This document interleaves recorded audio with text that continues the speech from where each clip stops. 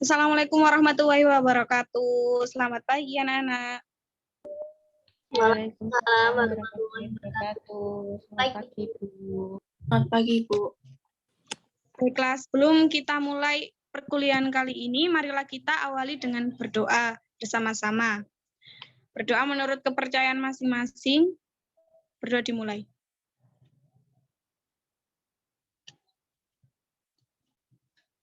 Berdoa selesai. Baik, hari ini kita akan belajar materi tentang coronavirus. Apakah ada yang bisa membantu Ibu share screen? Oke, Bu, bisa. Izin share screen ya, Bu. Ya.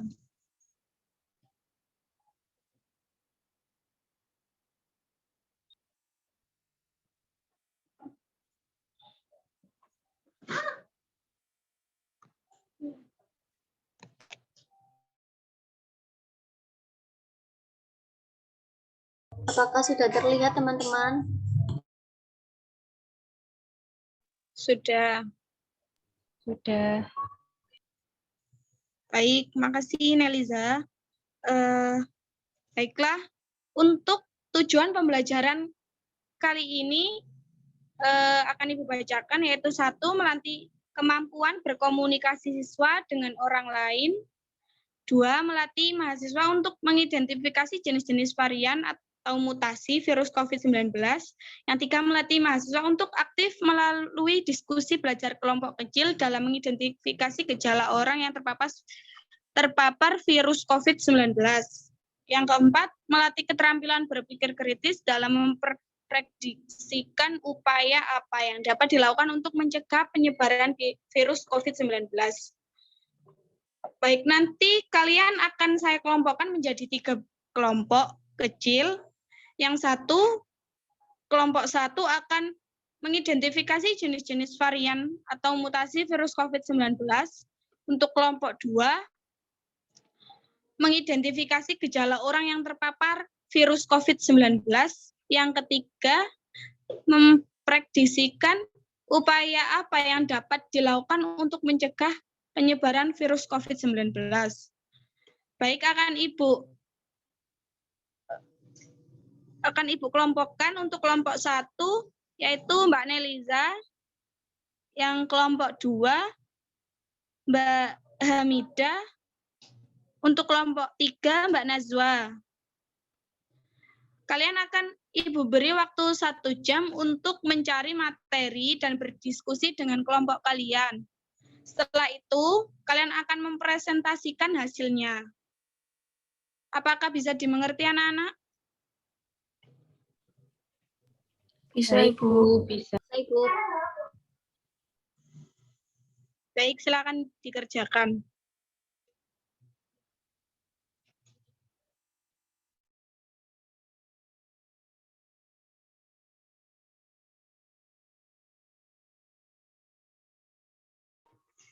Bagaimana anak-anak? Apakah sudah selesai? Sudah, Ibu. Baik, nanti kalian akan mempresentasikan satu-satu dari kelompok kalian. Bisa dimulai dari kelompok 1, Mbak Neliza. Baik, Ibu. Saya izin share screen, B. Ya, kan.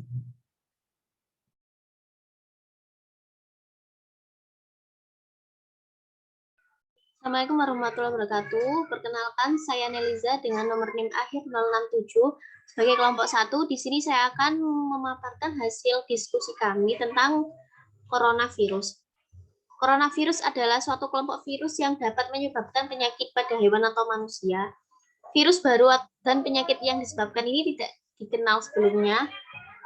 Sebelum wabah di Wuhan, Tiongkok pada bulan Desember tahun 2019 lalu. COVID-19 ini sekarang menjadi sebuah pandemi yang terjadi di banyak negara. Menurut jurnal dalam UI, jenis-jenis varian atau mutasi COVID-19 adalah sebagai berikut. Yang pertama, varian Alpha atau B117 memiliki kemampuan transmisi 43-82% lebih tinggi, namun tidak mempengaruhi keparahan gejala penyakit. Kemudian yang kedua, varian beta atau B1351 memiliki kemampuan transmisi 1,5 kali lebih tinggi dari strain referensi dan berpotensi meningkatkan laju fatalitas. Yang ketiga, varian gamma atau P1 mempunyai kemampuan transmisi 2,6 kali dan kelipatannya lebih tinggi. Yang keempat, delta atau B1617.2 memiliki mutasi D614G substitusi pada posisi 614 yaitu substitusi asam asparat menjadi glisin yang juga dimiliki oleh varian alfa, beta, dan gamma. Kemudian yang kelima yang baru-baru ini yaitu Omicron atau B11529 memiliki beberapa mutasi yang mungkin berdampak pada kecepatan penyebaran. Sekian. Baik, terima kasih Mbak Neliza. Bisa digeser ke atas. Ya, di sini dapat dilihat coronavirus itu kelompok virus yang menyebabkan penyakit pada hewan atau manusia. Terus coronavirus ini dari Wuhan ya, Wuhan Tiongkok dari bulan Desember 2019 akan tetapi masuk ke Indonesia baru bulan April 2020. Banyak varian virus COVID yang ada di Indonesia, terdapat 5, yaitu varian Alpha, varian Beta, varian Gamma, Delta, sama Omicron. Yang Alpha, Beta, sama Gamma ini cukup mempengaruhi kehidupan ya, Dea, karena di sini terdapat banyak kematian yang dikarenakan virus COVID. Yang Delta ini sebenarnya belum terlalu parah, cuma gejalanya ini agak berat gitu daripada Alpha, Beta, sama Gamma. Terus yang Omicron itu yang baru-baru ini, akan tetapi kalau kita semua sudah vaksin, jadi sepertinya virus COVID ini tidak akan menjangkiti tubuh kita. Apakah dimengerti anak-anak? Baik, Bu, bisa. Apakah ada pertanyaan untuk Mbak Neliza? Sepertinya tidak ada, Ibu. Baik, bisa dilanjut untuk kelompoknya Mbak Hamida atau kelompok 2.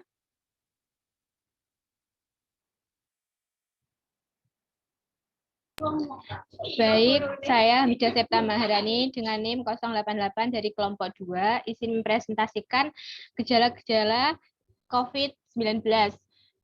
Gejala umumnya yaitu demam, batuk, dan yang lebih jarang dan mungkin dialami oleh beberapa pasien yaitu kala konjung kehilangan indera rasa pencium dan ruam pada kulit atau perubahan warna jari, tangan, atau kaki. Upaya yang dapat dilakukan untuk mencegah penyebaran virus corona yaitu mematuhi protokol kesehatan. Dengan menjaga kesehatan dan kebugaran tubuh, memakai masker yang baik dan benar, menjaga jarak dan menghindari kerumunan, rajin mencuci tangan dengan sabun atau hand sanitizer, serta melakukan vaksinasi dan mengurangi kontak dengan orang sakit, serta menerapkan etiket batuk dan bersin dengan menutup hidung dan mulut. Adapun upaya penyembuhan yang dilakukan pada pasien bergejala ringan atau tanpa gejala cukup dengan isolasi mandiri di rumah sambil tetap melakukan langkah-langkah pencegahan penyebaran infeksi virus corona.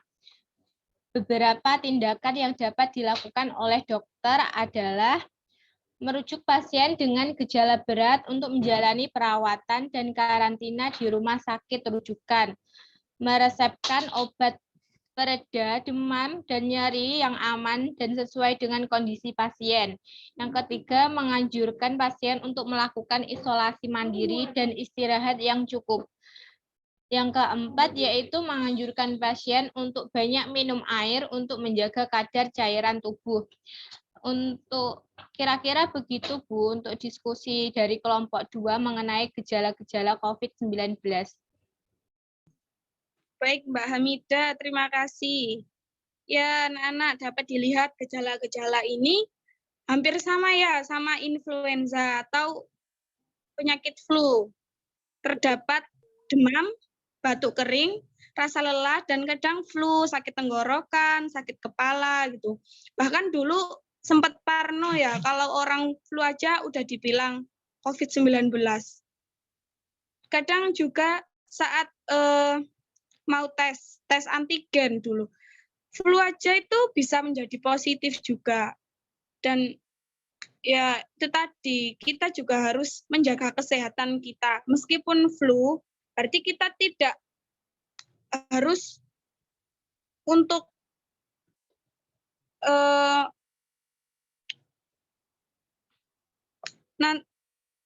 meskipun flu, kita juga harus tetap menjaga kesehatan kita. Saat batuk juga, saat flu juga, kita harus menjaga etika kepada orang lain agar kenapa ya? Agar orang lain tidak ikut sakit gitu. Meskipun itu bukan COVID ya. Baik, apakah bisa dimengerti anak-anak? Bisa, Bu. Bisa, Bu. Apakah ada pertanyaan untuk Mbak Hamidah? Sepertinya belum ada pertanyaan untuk kelompok 2, Bu. Baik, terima kasih Mbak. Selanjutnya bisa dilanjutkan untuk kelompok 3, yaitu Mbak Nazwa. Baik, Ibu. Perkenalkan, saya Nazwa Ramadhani dengan NIM 077 akan mempresentasikan hasil kerja kelompok 3. Pada pasien dengan gejala berat, disarankan untuk menjalani karantina di rumah sakit rujukan.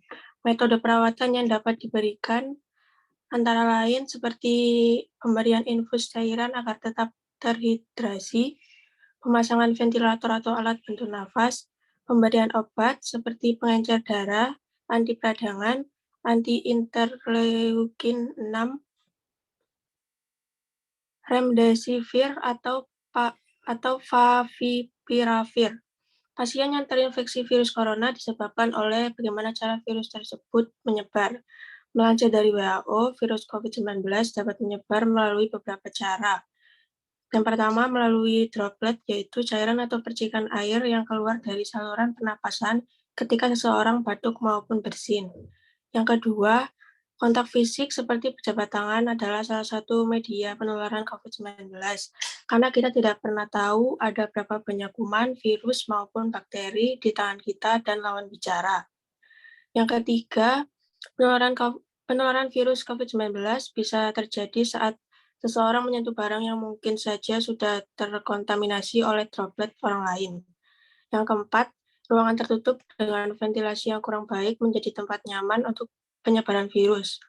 Dan yang terakhir, tempat yang dipenuhi oleh orang-orang beresiko tinggi karena dapat memungkinkan terjadinya sentuhan fisik atau droplet yang berterbangan. Sekian presentasi dari kelompok 5. Mohon maaf jika ada salah kata. Wassalamualaikum warahmatullahi wabarakatuh.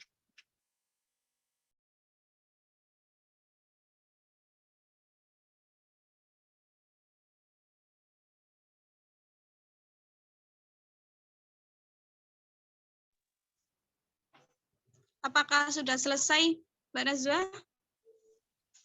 Sudah, Ibu. Oke, baik. Ya, dapat dilihat ya di sini. Dulu agak ke atas, Mbak, bisa digeser? Ya. Untuk pasien dengan gejala berat kan disarankan untuk menjalani karantina di rumah sakit. Dulu pas memuncaknya virus COVID-19 ini, rumah sakit itu sampai membludak pasien ya, sampai membuat tempat-tempat yang tidak digunakan itu dijadikan rumah sakit dadakan. Karena ya melunjaknya pasien virus COVID-19 ini.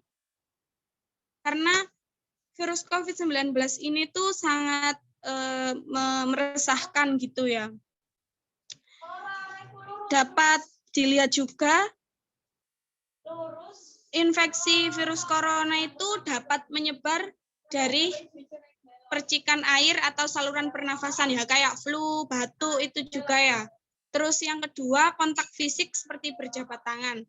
dulu sampai kemarin itu kita tuh tidak boleh berjabat tangan sama lawan bicara ya, karena kan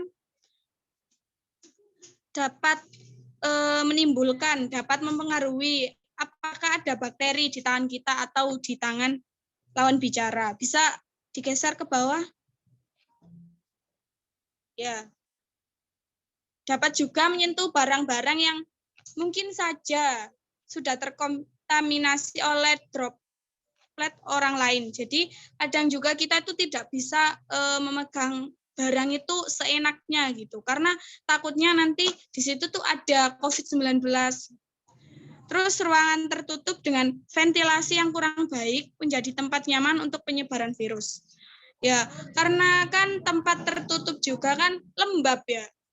Jadi virus itu mudah hidup atau berkembang biak gitu di dalamnya. Jadi kadang-kadang kita tuh di rumah juga disuruh buka jendela untuk ventilasi udaranya itu biar masuk, biar udaranya itu masuk. Jadi virus itu tidak bisa berkembang biak di dalamnya. Yang kelima, tempat yang dipenuhi orang-orang beresiko tinggi yang dapat memungkinkan terjadinya sentuhan fisik atau droplet yang berterbangan. Sampai yang kelima ini ada mal-mal yang ditutup, pasar yang ditutup, sampai kadang jalan-jalan juga ditutup untuk mengurangi mobilitas atau mengurangi kerumunan ya. Karena nanti takutnya ada sentuhan fisik yang menyebabkan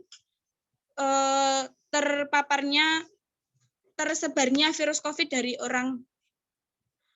Oke, baik Mbak Nazwa, terima kasih.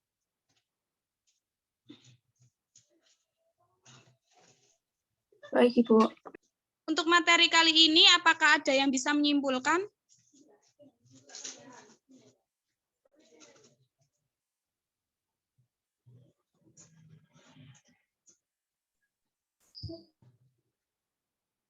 Saya, Ibu.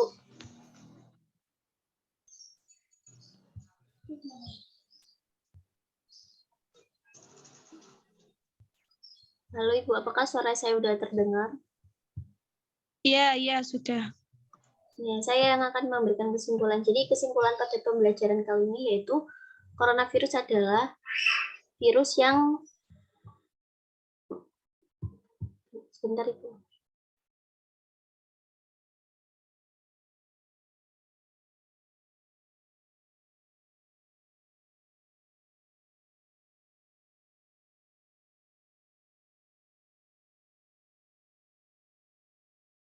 Ya Ibu, mohon maaf apakah suara saya sudah masuk? Iya Mbak Neliza, silakan. Ya, jadi kesimpulan pada pembelajaran kali ini yaitu coronavirus adalah virus yang tersebar sejak tahun 2019 awal sampai saat ini. Virus ini disebabkan oleh negara yaitu Cina atau Tiongkok yang disebabkan oleh hewan. Dan waktu demi waktu coronavirus ini menjadi beberapa macam jenis, dan yang terakhir yang baru-baru viral ini yaitu Omicron. Tetapi Omicron ini bisa dikatakan gejalanya tuh sama seperti orang flu, benar-benar sama-sama seperti orang flu. Kemudian adapun gejala COVID-19 ini yaitu demam, batuk kering, rasa lelah. Gejala lainnya yaitu meliputi rasa nyeri dan sakit, hidung tersumbat, sesak, kemudian sakit kepala dan ruam-ruam pada kulit. Namun, adapun ada upaya yang dapat dilakukan untuk mencegah penyebaran virus corona, yaitu dengan mematuhi protokol kesehatan. Dengan begitu, insya Allah tubuh kita akan rentan terhadap penyakit. Kemudian jangan lupa untuk melakukan vaksin yang sudah disediakan oleh pemerintah. Sekian kesimpulan yang dapat saya sampaikan, Ibu. Apabila ada salah atau kekurangan, saya mohon maaf. Terima kasih. Baik, Mbak Neliza, terima kasih banyak. ya dapat disimpulkan ya bahwa kita juga harus menjaga kebersihan tubuh kita agar tidak mudah terpapar virus, meskipun itu tidak virus COVID ya. Terus kita juga harus vaksin agar apa? Agar kita tuh terhindar dari virus tersebut. Bukan menghindari juga sih, akan tapi orang yang sudah vaksin itu tidak mudah beresiko terjangkit virus COVID ini. Baik, terima kasih anak-anak sudah mendengarkan materi yang disampaikan oleh teman-teman kalian. Dan terima kasih sudah hadir dalam pertemuan kali ini.